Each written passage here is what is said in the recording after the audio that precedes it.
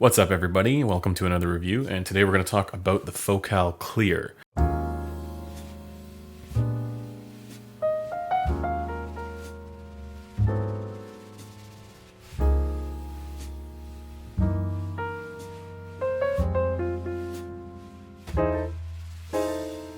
For this review, I have to thank the folks over at headphones.com for lending me this pair.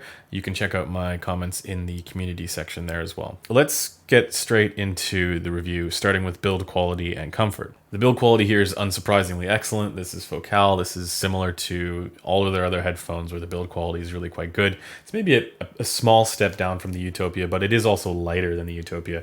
And when this came out, this was the first iteration of the way that they had designed this headband, and I'm led to believe that it's actually quite a bit more complicated inside here than what it looks.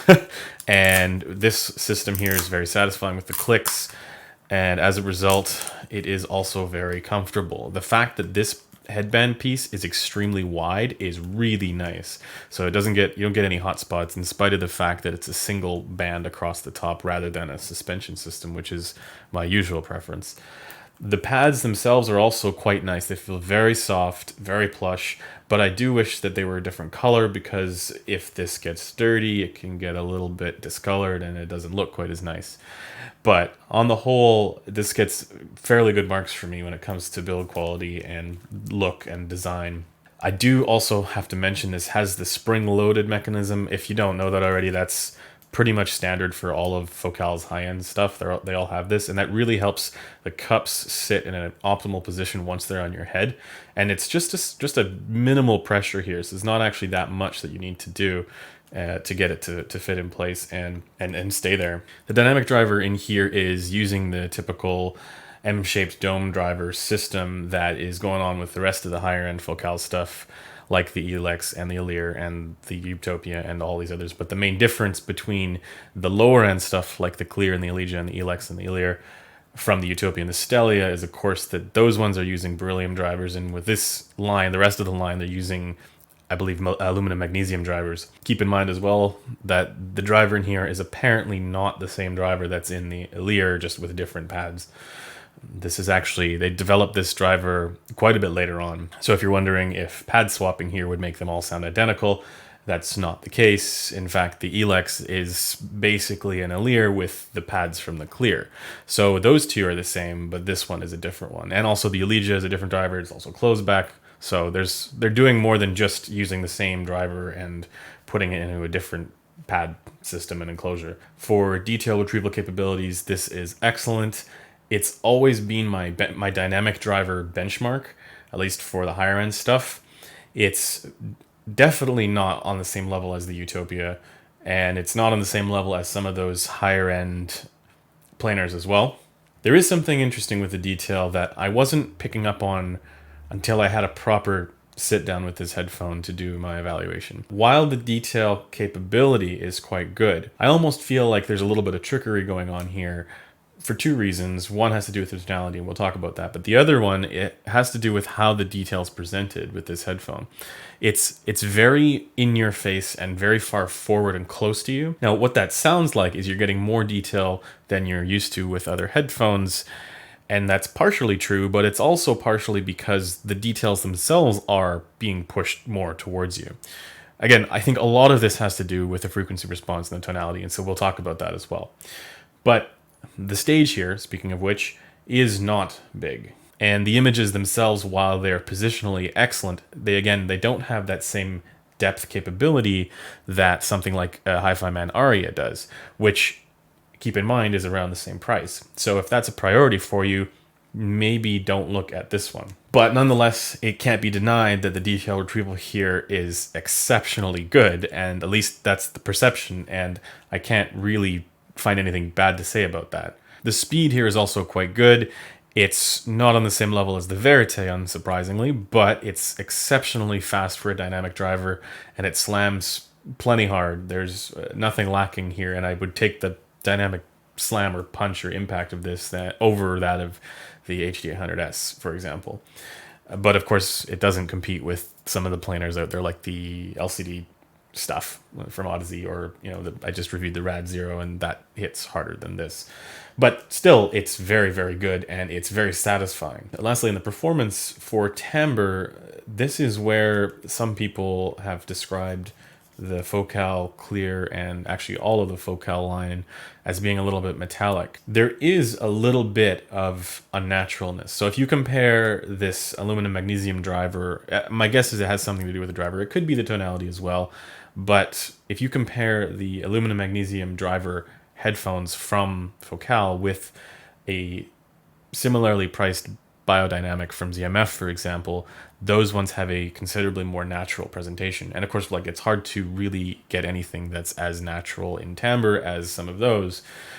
But if there is a drawback on the performance side of things, it's going to be either in the soundstage, which is, again, a little bit on the smaller side, or it's going to be the timbre, which some people have, again, not been able to get past. When I try and identify where that is in the frequency response, I can't really find it. It's not something that jumps out at me right away. Just because I haven't been able to find it doesn't mean that you can't. So let me know if you found it, because that would be interesting to me. Okay, let's talk about the tonality. So when looking at the frequency response in general, it looks fairly neutral. It's pretty close to a Harman target curve. And I know there's going to be people yelling and screaming that it doesn't match their diffuse field target, but you guys listen to stuff that's way too bright. But for me, it's pretty darn close to what I consider neutral. Now, looking at the HEQ compensation on the Mini DSP ears rig, which is by no means industry standard, this looks fairly well balanced. So what measures slightly bright on an HEQ compensation will measure a little bit darker on the HPN compensation. And so I think the Focal Clear sits appropriately between the two. Given that the bass measures fairly flat on the HEQ compensation, that means that there is a little bit of bass emphasis here, and it does extend all the way down, which is really nice, especially for open back dynamic headphones. And then it's fairly flat across the board until you get to this weird dip here, right between 5 and 6K. And I've seen this dip measure as low as 4K, and I've seen it measure higher, as high as 7K, depending on the rig that's being used. So depending on the ear shape for the pinna and the concha, and so that'll affect where those gain factors occur. And then where this elevation at 8.5K hertz sits, this is where the consonant sounds are going to be the sharpest, and on the Focal Clear, it is a little bit sharp. It's a little bit aggressive. Now, I wouldn't describe this as particularly sibilant. It's no DT1990. It's also not the grain thing that's going on with the LCD2 Classic. It's just a little bit of an aggressive sound, and it's not one that, on the whole, I entirely dislike. There are certain tracks that actually, I think, benefit from this.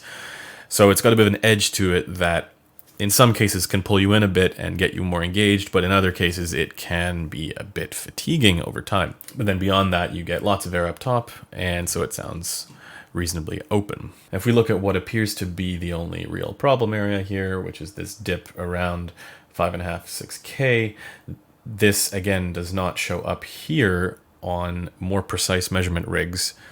It shows up a little bit earlier. So if you're using a Mini DSP ears rig and you're measuring this, don't think that that dip is where you need to necessarily EQ it. Because when you do try and EQ that dip up with the Focal Clear and the Utopia, and even the Verite to some extent, it introduces some qualities that are not that desirable. It makes it so you lose a little bit of that cleanliness for the instruments coming through. You lose a little bit of that blackness of background, because now there's this shimmering quality there in that frequency range that didn't exist there before. And so that makes me think that that cut or that dip may be intentional to ensure that there is no resonance or shimmer going on. It makes me think of another subject that I'm not going to talk about that might be responsible for why that's happening, and some of you know what that is, but I'm not going to talk about it. Not in this video. Of course, it can also be caused by the measurement rig not being precise enough to actually accurately capture where that dip is. And so that's, again, why trying to EQ this, especially with the angled drivers, it's a bit of a nightmare. So I just don't. So now let's answer the question that everybody's been wondering. How does this compare to the Focal Elex? Well, if you're talking strictly value, because again, I've often said that the Focal Clear is one of the value benchmarks for dynamic driver headphones. The Elex is probably better. The Elex is like half the price. For some reason, the Elex has gotten a reputation as being better than the Clear, and from a technical perspective, from strictly performance, it's not. The Clear is tighter, it's faster, it's got better detail, and you can tell even if you buy an Ear and put the Clear pads on it and compare the Clear with the Ear is the better choice, clearly. So to answer that question, no, the Elex is not better than the Clear. But from a strict value perspective, I think the Elex is still better value. A lot of people are going to be looking at the Focal lineup and only considering frequency response and tonality. They're not considering anything else, and then naturally they will be drawn to the Clear because it kind of fits the middle ground between the Utopia and the Ear and even the Stellia, which is quite a bit more bass emphasized. But it's important to also consider performant capabilities and performance. And the Utopia and the Stellia are both using beryllium drivers, solid beryllium drivers, whereas these are not. And it's very obvious. People are going to look at the tonality and say, well, yeah, the Clear is better because it has more bass presence and it's not as sharp in the treble and so on and so forth. And the Utopia seems bass light. But if you just compare them one-to-one, it is so obvious that the Utopia is head and shoulders above the Clear as far as detail retrieval capabilities is concerned. The Focal Clear is closer to the rest of their lineup than it is to the Stellia and the Utopia. So, in conclusion, do I recommend the Focal Clear? Yes, it does pretty much everything right. There are a few reasons not to buy this. One of them is if you are specifically looking for a large, spacious stage, this is not the headphone for you. Spend the same amount of money and get an HD800S because that's better than everything at it. The other reason not to buy this if you're going to spend that kind of money is if you want something a little bit more natural sounding, a little bit more laid back. And for that, I would specifically look at the ZMF headphones. I think the Auteur is a nice contrast to the Focal Clear. And that's actually a really interesting comparison because where the Clear does technically perform better on the detail front, it makes me think again that it's only because it's pushing those details a little bit more forward into your head, whereas the Auteur is just positioning everything a little bit further away from you.